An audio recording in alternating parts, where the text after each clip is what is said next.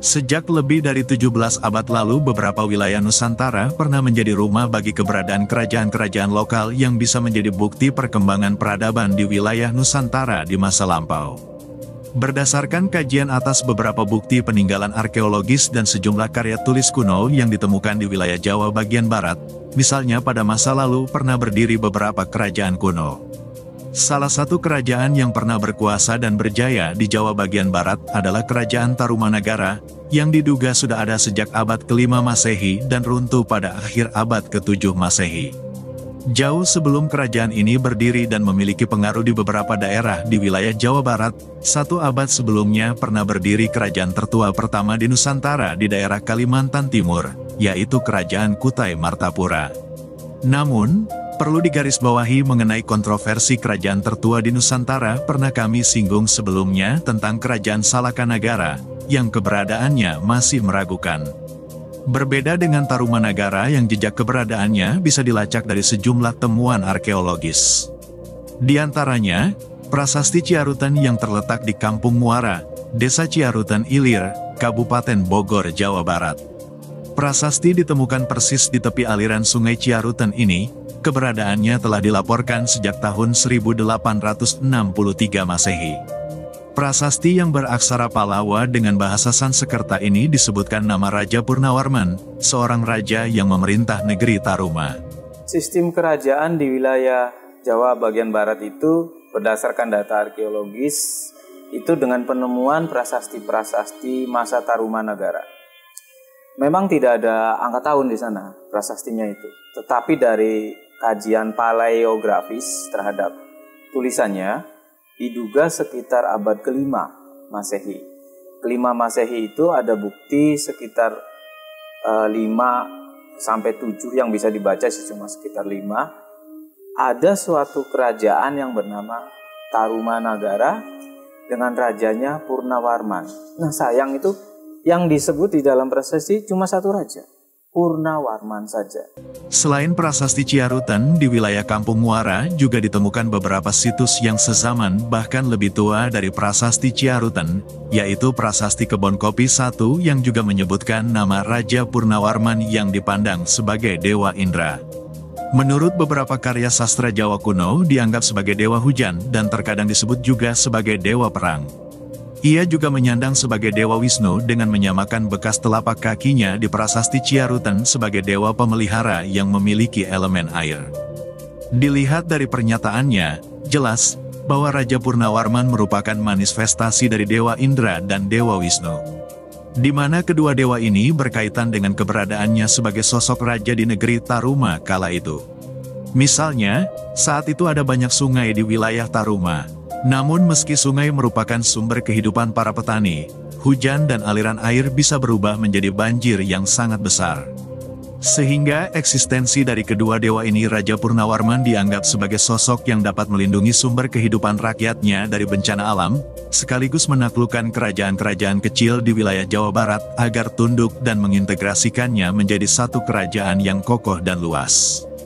Selain itu Raja Purnawarman tidak hanya terkenal dengan penaklukannya, namun ia juga meningkatkan akses mobilitas kesejahteraan rakyatnya dan memperkuat basis jalur maritim untuk militernya. Ada dua kemungkinan. Yang pertama, prasasti-prasasti dari raja lain belum ditemukan. Jadi kita masih berharap mungkin di masa mendatang ada prasasti lain dari Tarumanagara yang menyebut raja lain. Yang kemungkinan kedua, mungkin dia Purnawarman ini raja teragung, raja terbesar lah, sehingga dia dianggap mampu untuk menulis sejumlah prasastinya. Sesudah itu raja-raja Tarumanagara mungkin tidak sehebat Purnawarman lagi. Jadi kemungkinan pertama yang masih kami harap sih, moga-moga saja ada temuan baru. Justru jejak paling fenomenalnya tertulis pada prasasti Tugu yang ditemukan di Kampung Batu Tumbuh, Kelurahan Tugu Selatan, Jakarta Utara. Prasasti yang pertama kali tercatat pada laporan Notulen Batavias Genotsap pada tahun 1879 Masehi ini, diperkirakan ditulis pada abad ke-5 Masehi dengan menggunakan aksara Palawa dan bahasa Sansekerta. Peristiwa tersebut dijelaskan ketika sang raja mencanangkan program pembangunan dan renovasi sungai besar-besaran di wilayah Jawa Barat. Proyek pertama adalah penggalian Sungai Candrabaga atau disebut Bekasi saat ini untuk mengalirkan air dari pusat aliran sungai, yang alirannya berada di tepian Istana Maharaja Purnawarman agar bisa mengalir langsung ke laut. Jangka waktu proyek pertama ini tidak jelas, tapi sepertinya proyek ini memakan banyak waktu dan sumber daya. Kemudian proyek pembangunan kedua adalah penggalian anak sungai bernama Gomati oleh Raja Purnawarman pada tahun ke-22 masa pemerintahannya. Dan diduga kali Gomati ini adalah Kali Cakung Lama. Proyek pembangunan sungai ini berlangsung selama 21 hari untuk menghasilkan sungai sepanjang 12 km.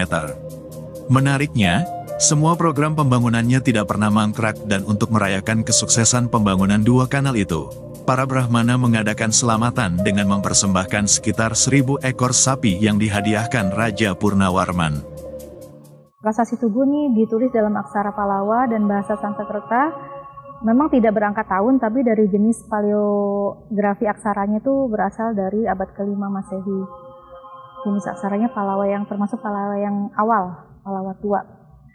Isinya mengenai pembuatan saluran Candrabaga dan Gomati untuk mengalirkan airnya ke laut dan sebagai untuk irigasi.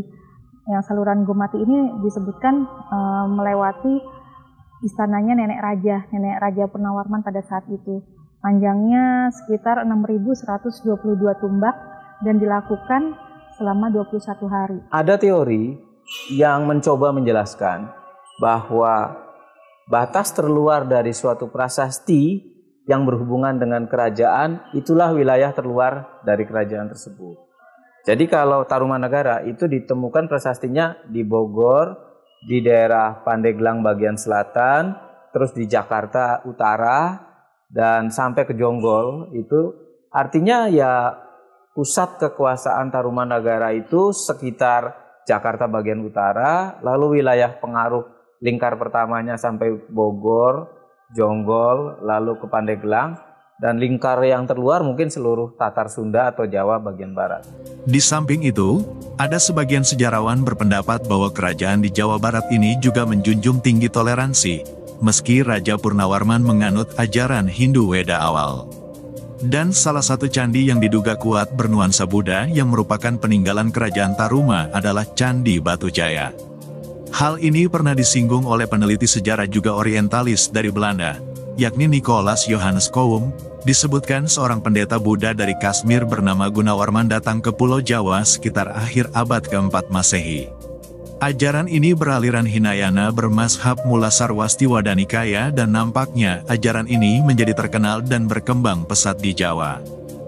Sekarang yang kita ketahui kerajaan Tarumanagara memiliki 12 raja dan tentunya narasi ini bersumber dari internet yang mengacu pada naskah Wangsakerta yang menurut para ahli sejarawan isi naskah ini meragukan. Untuk mengetahui lebih jelas naskah Wangsakerta ini dapat dilihat pada penjelasan video sebelumnya tentang kerajaan Salakanagara. Perlu digarisbawahi, padahal keterangan dari sumber arkeologis sudah membuktikan bahwa tidak banyak informasi tentang raja-raja sebelumnya atau setelahnya selain Raja Purnawarman. Namun mungkin saja ada raja-raja sebelum atau setelahnya, tapi jika konteksnya tentang kredibilitas dan keotentikan, naskah Wangsakerta tidak cukup kita jadikan sebagai acuan. Karena sebagian tekstualnya tidak berkaitan dengan temuan arkeologis di lapangan. Menurut naskah Wangsakerta, pendiri kerajaan Tarumanagara adalah Jayasingawarman, orang India sekaligus menantu dari Dewa Warman VIII dari kerajaan Salakanagara yang juga keturunan India.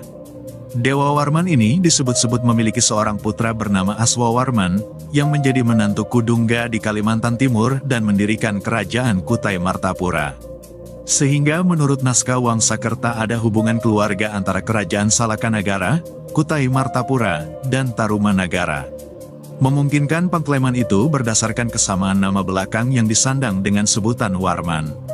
Padahal kesamaan nama ini hanya kebetulan, karena pada masa itu istilah Warman adalah gelar kehormatan yang melekat pada seorang penguasa dalam rentang periode tertentu, dan dipengaruhi aspek budaya dan keagamaan India kuno Dharma, Buddha Dharma, dan Jaina Dharma.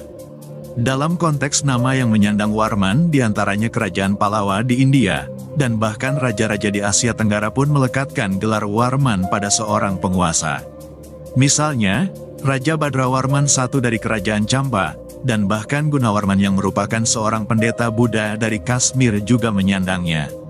Perlu kita ketahui bahwa satu-satunya nama yang disebut dari sumber arkeologis pada temuan-temuan prasasti hanyalah Purnawarman, tidak ada yang lain.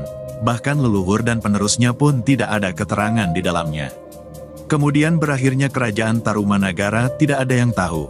Namun pada abad ke-7 Masehi ada seorang utusan dikirim ke China. Mereka menyebut utusan tersebut dari Kerajaan Tulomo. Dan sebagian sejarawan menganggap Tulomo adalah Tarumanagara, namun ini pun masih dugaan. Dalam prasasti kota Kapur dekat Sungai Menduk di Pulau Bangka disebutkan, bahwa antara Kerajaan Sriwijaya di Sumatera dengan kerajaan di Jawa terdapat suatu pertikaian, di mana Sriwijaya mengirim pasukannya untuk menaklukkan Pulau Jawa. Namun apakah yang dimaksud Pulau Jawa dalam prasasti itu sama dengan Kerajaan Tarumanagara? Jika kalian tahu silahkan berikan masukan tentang siapa kerajaan yang dimaksud Sriwijaya dalam ekspansinya ke Pulau Jawa. Setelah masa Tarumanagara yang hilang dari peradaban tanpa penjelasan memadai, bukti arkeologis lain yang menunjukkan keberadaan kerajaan di Tatar Sunda atau wilayah Jawa bagian barat, yakni tentang Kerajaan Galuh, selanjutnya akan dijelaskan pada video yang akan datang. Baik, itu saja yang dapat kami sampaikan, semoga penjelasan ini dapat diambil manfaatnya. Jangan lupa subscribe dan nyalakan loncengnya supaya tidak ketinggalan video terbaru dari channel ini.